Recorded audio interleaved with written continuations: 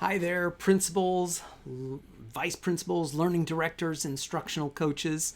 Thank you for watching this video. Now, the purpose of this video, we kind of know this year is going to be a year where we're always going to be looking for and hoping that we have enough substitutes to cover our professional development that we have planned for our classroom teachers. It's very likely, unfortunately, that we're going to run into some sub shortages, which will require you to go into the classroom, oftentimes at the last minute, to cover for that missing sub so that the teacher can get some training.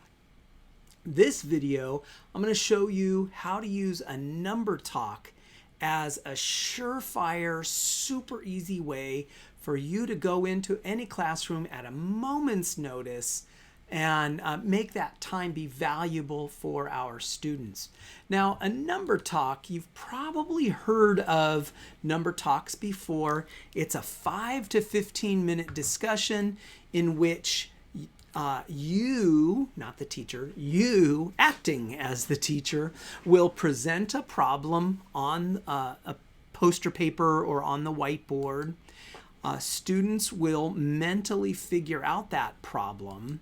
And then as the students are sharing their answers, you will record the thinking on that whiteboard or that poster paper. And then at the end, we wrap up this 15-minute discussion with students comparing and contrasting their displayed methods. These are some examples of what a completed number talk might look like. This probably was a first grade problem. You'll notice we have right in the center of our graphic organizer, we have the problem, and then we have, in this case, 4 shared methods. Here's probably a third grade problem. Again, you'll notice the graphic organizer, the problem right in the center, and then we have 4 shared methods. Again, this is a 4th grade problem involving multiplication. And so this is what a number talk will end up looking like. So now what kinds of problems might you choose? So you might choose for kindergarten, dots. And depending on the classroom, if it's kindergarten, you might choose some scattered dots where you just place some dots on the screen and the students do the counting, or those dots might be in familiar patterns like dominoes. If you're in first grade, you might begin the year with some dots, but then you're really going to jump into addition, starting with maybe addition with the dots in our 10 frames. But then we are going to push into addition with simple number sentences, definitely keeping it within 20. In 2nd grade, we might start the year with any sort of addition problem, and then towards the end of the year, push into some subtraction. In 3rd, 4th, and 5th grade, we might begin the year with some addition, but then we're going to push into subtraction, multiplication, division, and wrap up that year with some simple identifying fractions problems. So let's just do an example. So what we've got here is, I want you to imagine this to be a poster paper of some sort. And I am going to begin by creating my graphic organizer. Bam, right there. Let's say this is a 2nd grade problem. So it's we're going to do a 2nd grade addition problem. And depending on the students and depending on where we are in the school year, we might do something like 28 plus 15. All right, so there is our problem. Now remember, we're going to have, let's get back to this. So remember, you're going to present that problem on the screen, and then the students are going to mentally figure it out, and then they're going to share their answers. So as we get back to the example here, so we're going to call on students when they're ready to share their thinking. The point is not necessarily to get the right answer. The point is to really share some valuable thinking. So in this case, 28 plus 15. What might a student say? Well, a student might say that they took 28 plus 15 and they took 2 from the 15 and gave it to the 28, in which case we now have 30 plus 13, and so the answer is 43. So that's what one student might do. And then you ask, hey, who did it the same way? Who did it differently? Yay, good. Now, whoever did it differently, would you like to take a turn?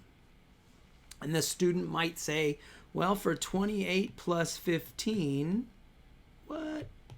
28 plus 15, the student might say, oh, I know that 28 is really 20 and 8.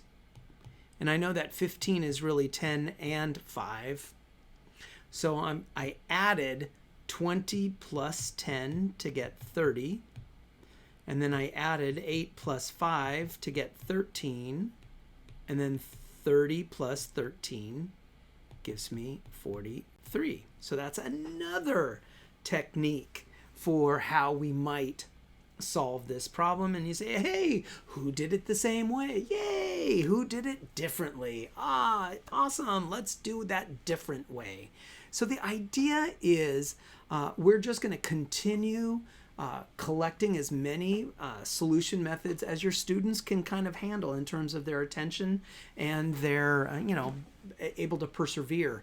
Generally, a number talk takes about 15 minutes, but if we're milking time because we're covering for a missing sub, we can make this last 20 minutes or so. When it seems like it's time for us to finish off the number talk, what we like to do is we like to compare a couple of different methods. So the idea would be we've shared a variety of different methods. So we've shared a variety of different methods, and maybe we've got, I don't know, we could do one more. We could quickly do 28 plus 15, 28 plus 15. So some students might say, well, first I did 28 plus 10, and that gave me 38. And then I did 38, and I added in the remaining 5, and I counted on my fingers, and I got 43. So there's another way to get this answer of 43. So the way we might wrap up this number talk is we might choose any 2 of these methods. It does not matter which 2 methods we select. In this case, let's just select this one and this one. And what we might ask our students to do is we might ask the phrase, what do you see that's the same in both of these problems? And what do you see that's different in both of these problems? So the idea is we're asking our students to compare and contrast between, in this case, these 2 methods. We could have chosen any 2 methods to allow our students to compare and contrast. And that wraps up how to do a number talk at a last moment's notice to cover for a missing sub, keeping in mind that as we are marching through the year, we're going to use these as our problem sources, just to walk in and simply do a problem. It's just really an awesome way for you to use your time while you're covering for a missing sub.